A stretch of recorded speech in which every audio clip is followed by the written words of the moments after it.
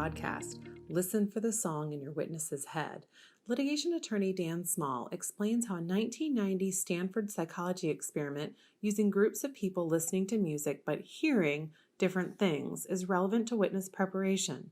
We know what we are thinking and what we want to accomplish with the witness, but we must take time to uncover and understand the perspective of the witness. You cannot assume you share the same perspective and you hear the same song in your head. You walk into the conference room to start preparing your witness and you wonder, what is he or she thinking? What are their expectations, their misconceptions? Put another way, what is the song playing in their head?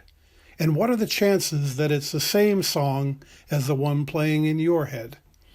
One of the first and most often ignored challenges for effective witness preparation comes in 3 steps. First, understanding your own assumptions. Second, learning your witness's assumptions. And third, trying to pull them closer together.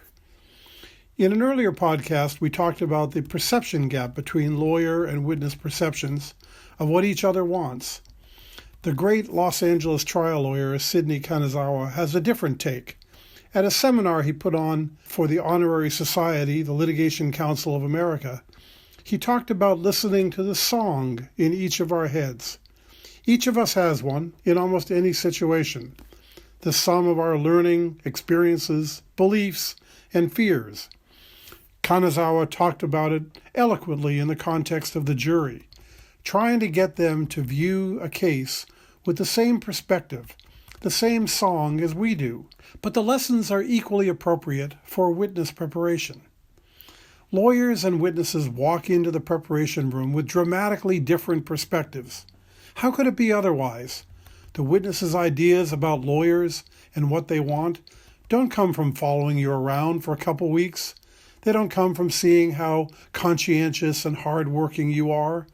They come from TV, movies, internet, friends, etc., where conscientious doesn't sell. All of them are tilted towards the dramatic and towards the scandalous.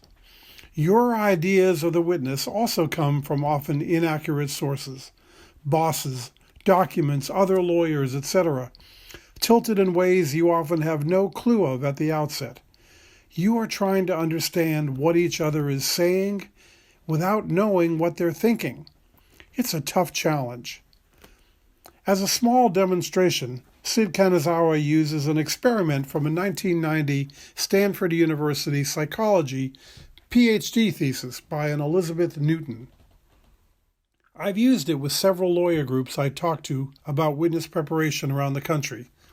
It's a surprisingly simple exercise and a lot of fun, but also a revelation. We divide people up into pairs, the A's and the B's. The A's, or the clappers, are asked to think up a popular song that everyone would know.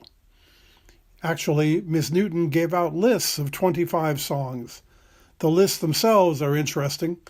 What songs did everyone know back in 1990? The list includes Rock Around the Clock, This Land Is Your Land, and Gilligan's Island. But it can be anything. It can be patriotic songs, popular songs. It just has to be a song that the A's are pretty sure that the B's will know.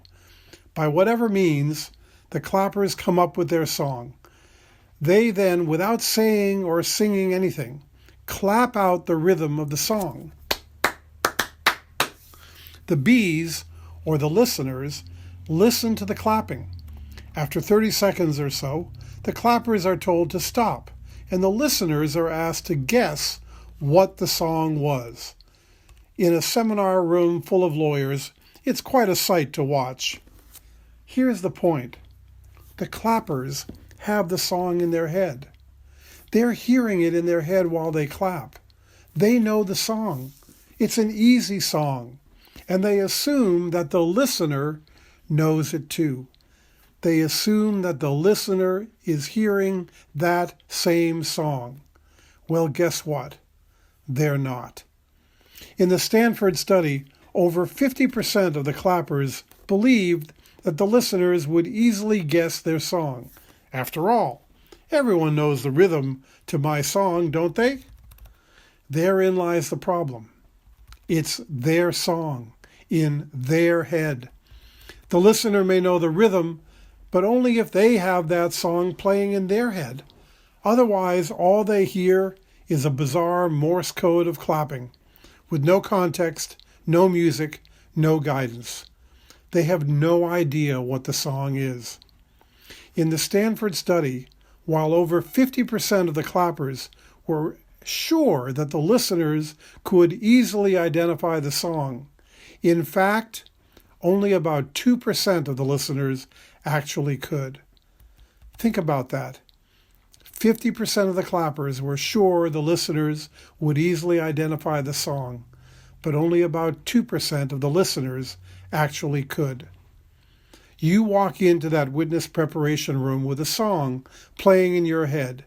Maybe it's, "I just want you to tell the truth." Maybe it's, "The problem with this case is such and such." Those are not the songs playing in the witness's head. Maybe their song is, "All the lawyers I see on TV are sleazy," or "All the lawyers want is to win." Or maybe it's just, "I can't tell this guy everything because," whatever the reason. And on and on. The only certainty is that each of you will have different songs and different perspectives. Whatever you say to the witness will only sound like random clapping, unless and until you take the time and effort to understand his or her perspective. There's never enough time in our busy lives to linger on something as amorphous as perspective. So we jump right in to what needs to be done, what needs to be said. We know what we think, and we know what we want from the other person. But that knowledge can be both a blessing and a curse and a challenge, because it's too easy to assume that the other person shares that same perspective. Let's be clear, they don't. If you want to effectively prepare your witness, take the time to find out what their perspective is, to understand it, and to help change it if you need to. The sounds of random clapping will not accomplish what you need to do and will not help your witness. Listen for the song in their head. Thank you for listening to Holland Knight's Powerful Witness Preparation podcast series, led by Dan Small, a litigation partner who focuses on internal and external investigations, witness preparation, and white-collar criminal matters.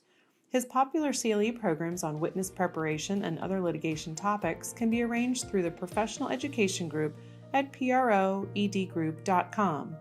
He is the author of the ABA's Manual on Preparing Witnesses, and he welcomes input on this and other podcast programs at dan.small@hklaw.com.